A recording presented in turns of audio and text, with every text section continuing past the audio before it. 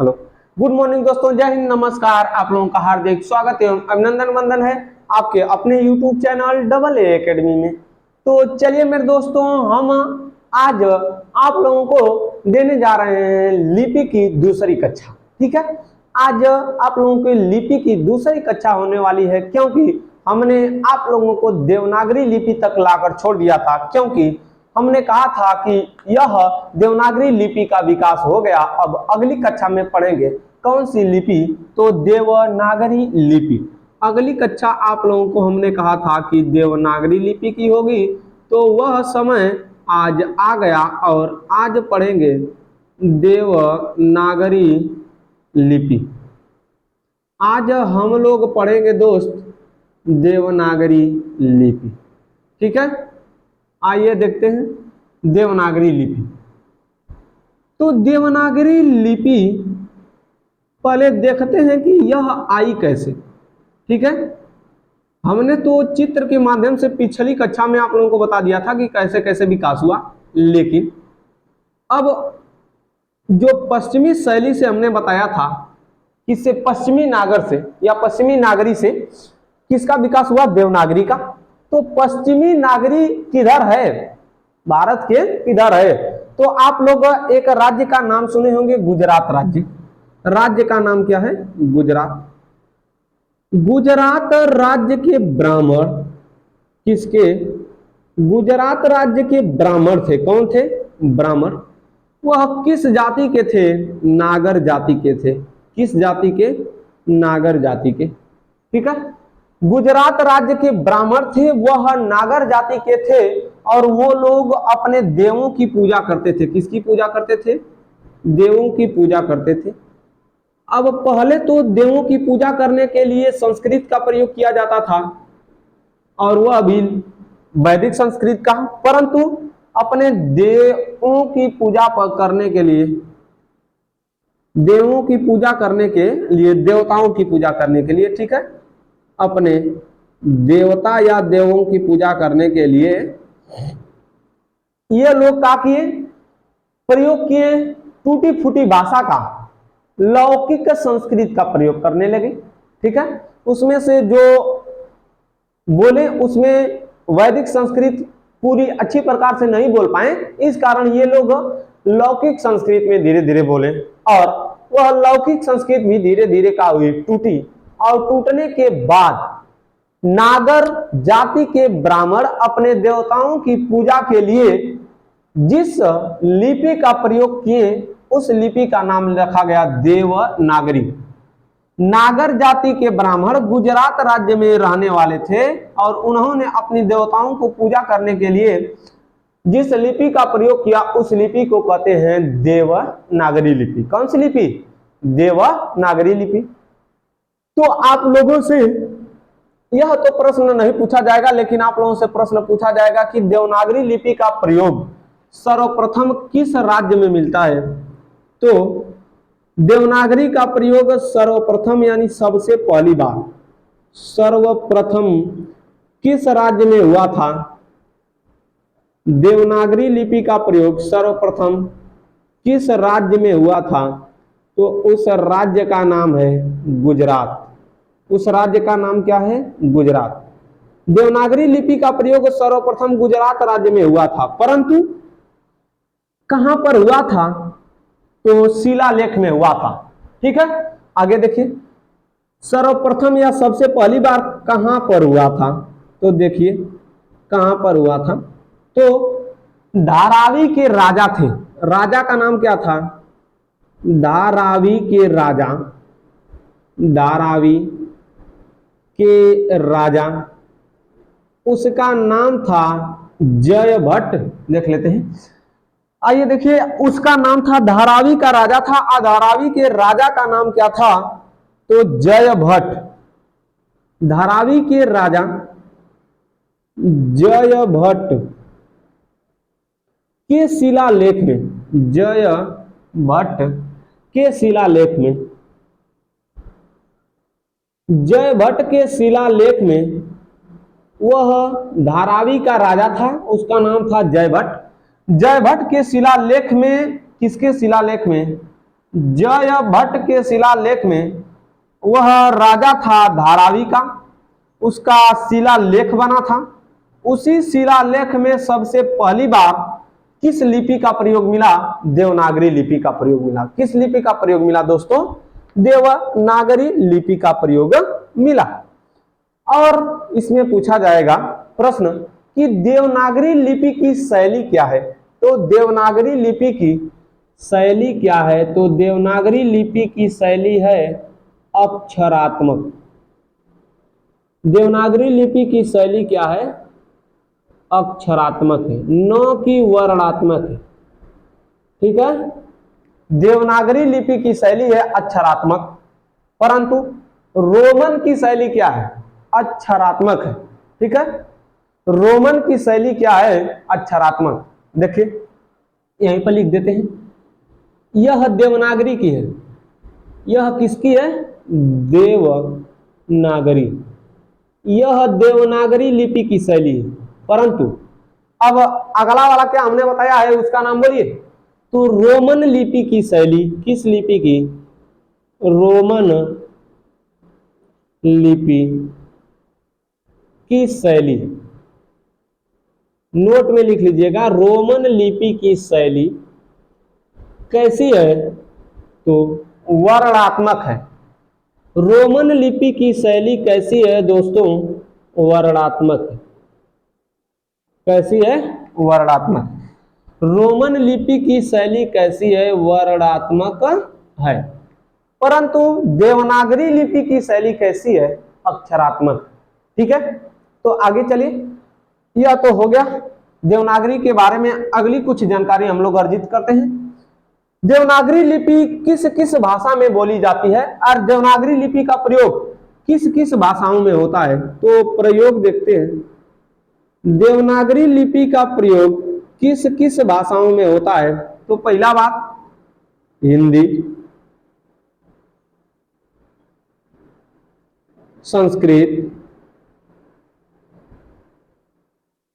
हिंदी, संस्कृत, हिंदी, संस्कृत, इसके साथ नेपाली,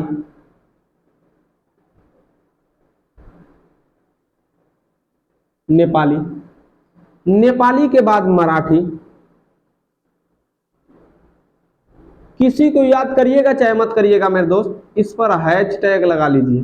ठीक है, मराठी को कई बार पूछा गया है कि मराठी की कौन सी लिपि है, मराठी भाषा किस लिपि में लिखी जाती है? तो मराठी भाषा देवनागरी लिपि में लिखी जाती है। ठीक है, मराठी एवं हिंदी की सभी बोलियां, एवं हिंदी की सभी बोलियां देखिए, हिंदी की सभी बोलियों में, सभी बोलियों में एवं हिंदी की सभी बोलियों में किस लिपि का प्रयोग किया जाता है? तो देवनागरी लिपि का प्रयोग किया जाता है। आशा करता हूं मेरे दोस्त कि यहां तक देवनागरी लिपि के बारे में आप लोगों को अच्छी प्रकार से समझ में आया होगा। ठीक है, तो आगे बढ़ने का हम लोग काम करेंगे किधर? तो इसकी विशेषता देख लेते हैं। देवनागरी लिपि की कुछ विशेषताएं हैं। देखिए इसकी विशेषताओं में क्या क्या मिलेगा। तो पहली बात, देवनागरी लिपि किधर से किधर लिखी जाती है? तो इसकी विशेषता में पहला वाला क्या है? यह बाएं से दाएं लिखी जाती है। किधर से किधर? तो यह बाएं से दाएं की ओर, बाएं से दाएं की ओर लिखी जाती है।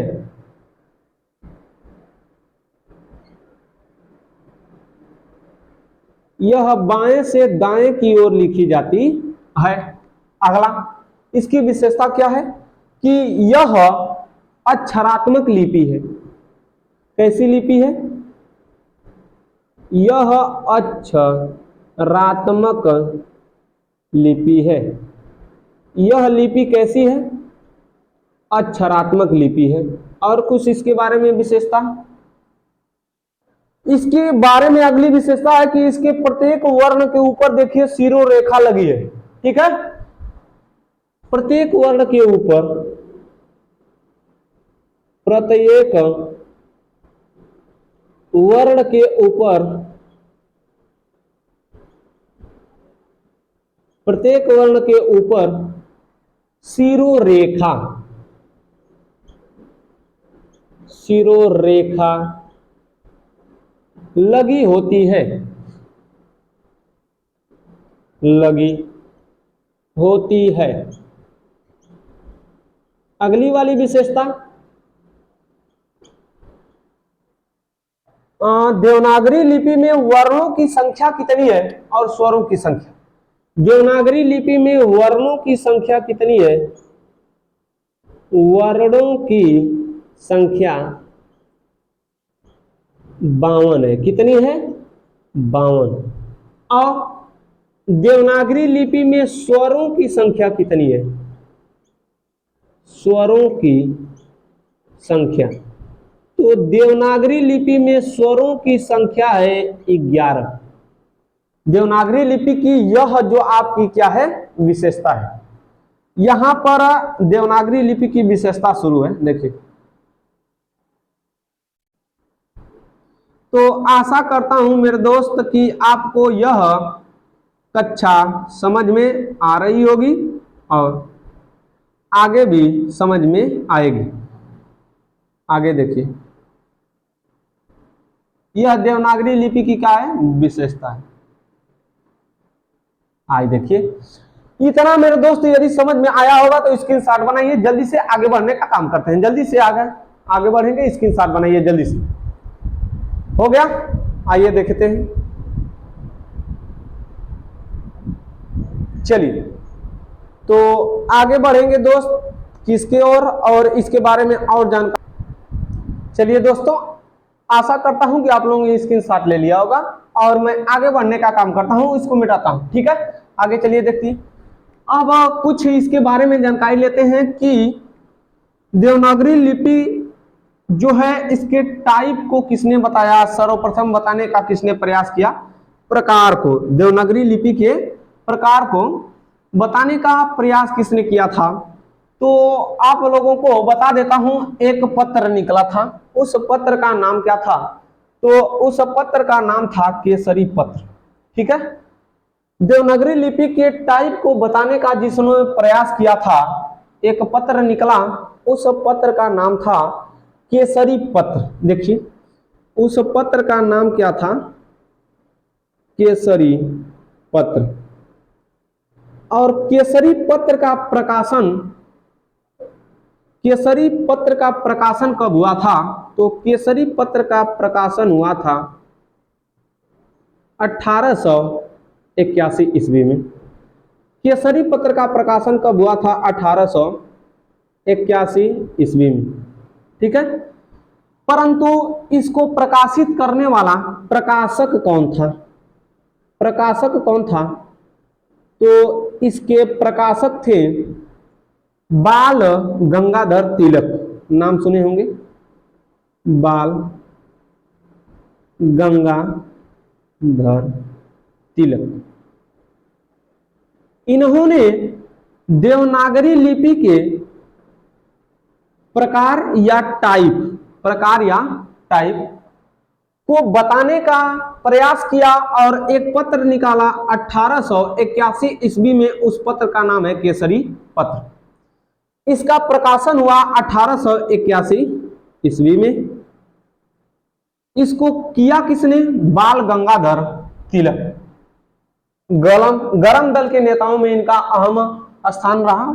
ठीक है, इनके मरने के बाद गांधी जी ने असहयोग आंदोलन को वापस ले लिया था। ऐसे करके कुछ था। आगे चलिए देखिए, आगे देखते हैं। तो बाल गंगाधर तिलक ने एक पत्र निकाला, उसका नाम था केसरी पत्र। समय था 1881 ईस्वी में। लेकिन जब केसरी पत्र निकाला उस समय इन्होंने इसके टाइप को नहीं बताया था। कब बताया? तो इन्होंने देवनागरी लिपि के टाइप यानी प्रकार को बताया था प्रकार या टाइप, प्रकार या टाइप को कब बताया था? तो 1904 ईस्वी में। और 1904 ईस्वी में इन्होंने बताया था, क्या बताया था कि देवनागरी लिपि में कितना टाइप या प्रकार होता है। तो इन्होंने उस समय प्रकार की संख्या बताई थी 109। कितना प्रकार बताया था? 109। देवनागरी लिपि के टाइप या प्रकारों का वर्णन सर्वप्रथम बाल गंगाधर तिलक ने अपने केसरी नामक पत्र में, जो 1881 में प्रकाशित हुआ, लेकिन 1904 ईस्वी में 109 प्रकारों का वर्णन किया। तो यह देवनागरी लिपि के बारे में एक पत्र निकला था, उसके बारे में देख लिए। अब आगे देखते हैं कि इसके बाद एक नगरी लिपि सुधार समिति की स्थापना हुई। चलिए आगे देखते हैं। तो अगला वाला मिलेगा आपको नगरी लिपि सुधार समिति। नगरी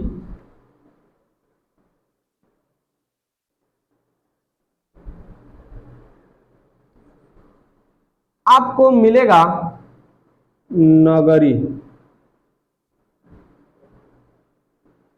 या नागरी, नगरी या नागरी लिपि सुधार समिति बनाई गई। एक समिति का गठन किया गया जिसका नाम था नगरी या नागरी लिपि सुधार समिति। आइए देखिए, नगरी लिपि सुधार समिति की स्थापना कब की गई? तो नगरी लिपि सुधार समिति की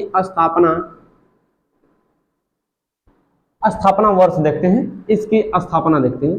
तो नगरी लिपि सुधार समिति की स्थापना 31 जुलाई 1947 ईस्वी, 31 जुलाई 1947 ईस्वी में की गई थी। 31 जुलाई 1947 ईस्वी में की गई थी। इसके संस्थापक कौन थे? संस्थापक और अध्यक्ष दोनों देखिए, संस्थापक और अध्यक्ष, या इस समिति की अध्यक्षता किसने की थी? तो उनका नाम है आचार्य नरेंद्र देव। आचार्य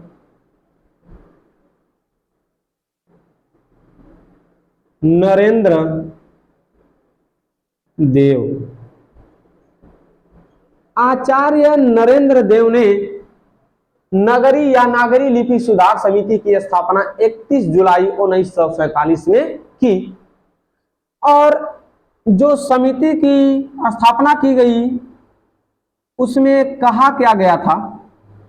तो उसमें कुछ वर्णों अक्षरों को सुधारा गया था। जैसे पहले हम लोगों का अ बनता था इस प्रकार से, परंतु इस समिति के बाद अ को बताया गया इस प्रकार से, और झ पहले इस प्रकार से बनता था, परंतु बताया गया इस प्रकार से। यह मानक रूप था। यह कौन रूप था? मानक रूप। यह कौन रूप था मेरे दोस्त? मानक रूप था। ठीक है, तो आपको समझ में आ गया कि यह नगरी या नागरी लिपि सुधार समिति क्यों बनाई गई थी। तो वर्णों या अक्षरों को अच्छी प्रकार से, जो पुराना रूप है उसको बदलकर नया रूप लाया गया, जो अच्छा भी था। देखिए, पहले का झ इस तरह है, पहले का अ इस तरह है, लेकिन यह मानक रूप बना लिया गया अब वाला इस तरह।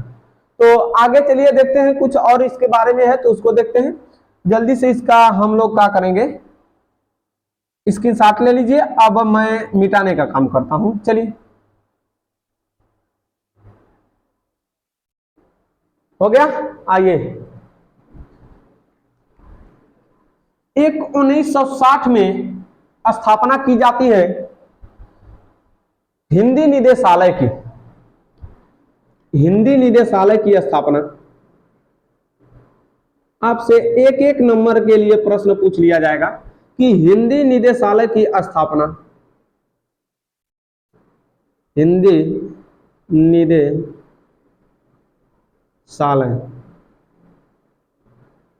हिंदी निदेशालय की स्थापना कब की गई थी? तो हिंदी निदेशालय की स्थापना की गई थी 1960 ईस्वी में।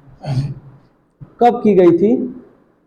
1960 ईस्वी। आइए चलिए जल्दी से, पूरा समय क्या था मेरे दोस्त? तो पूरा समय था 1 मार्च 1960। पूरा लिखिए, पूरा माह 1 मार्च, 1 मार्च 1960 ईस्वी। पूरा समय था 1 मार्च 1960 ईस्वी।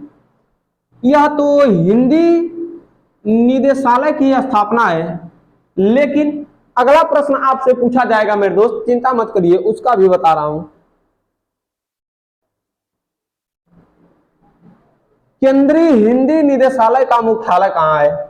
अगला प्रश्न आप लोगों से पूछ लिया जाएगा कि केंद्रीय हिंदी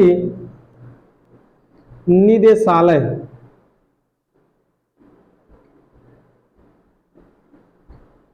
का मुख्यालय, निदेशालय का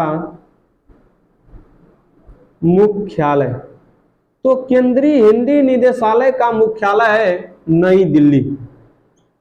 कहां पर है? नई दिल्ली। अगला आपको 1 नंबर के लिए प्रश्न मिलेगा क्या? तो उस प्रश्न को देखने का काम करते हैं जल्दी से, साथ में लिखते रहिए मेरे दोस्त, साथ में।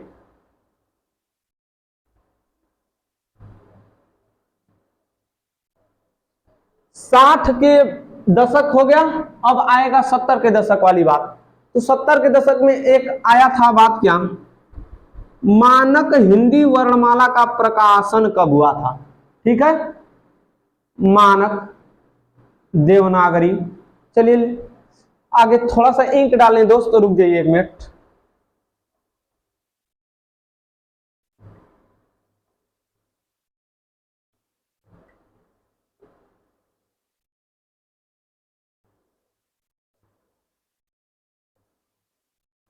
चलिए हो गया,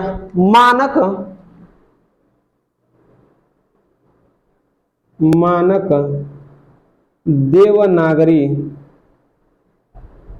वर्णमाला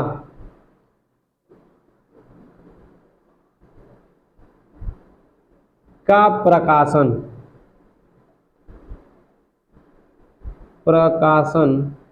1966 ईस्वी में हुआ था। 1966 ईस्वी। लेकिन 1 साल बाद 1967 में अगली क्या काम होता है? जो वर्तनी थी, वर्तनी, तो हिंदी के मानक या मानकीकरण, हिंदी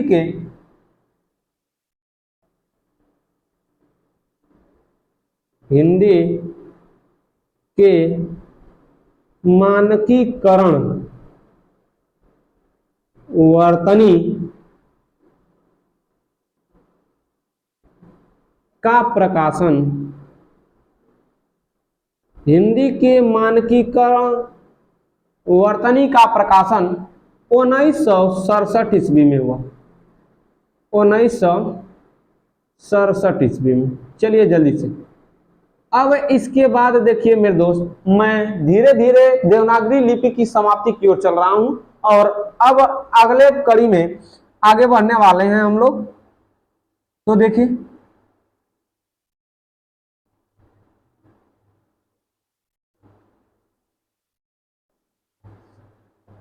अब इसके बाद हमको आप लोग बताइएगा दोस्त कि क्या पढ़ेंगे। मैं अगले पंक्ति में यहां तक आप लोगों का पूरा समाप्त हो गया, ठीक है, देवनागरी लिपि में। अब हम लोग लिपि पूरा पढ़ लिए, लिपि को पढ़ लिए, तो अब हम लोग आगे बढ़ेंगे। जैसे आप लोग कहेंगे तो मैं अब वर्णमाला से शुरू करूं या साहित्य में पढ़ा दूं, हिंदी साहित्य पढ़ा दूं, ठीक है। साहित्यिक हिंदी तो हमने पढ़ा दिया है, हिंदी साहित्य पढ़ाने के लिए कहेंगे तो वह भी पढ़ा देंगे। तो चलें, आज्ञा दीजिए जाने की, मिलेंगे अगले दिन। तब तक के लिए धन्यवाद, नमस्कार दोस्तों, जय हिंद।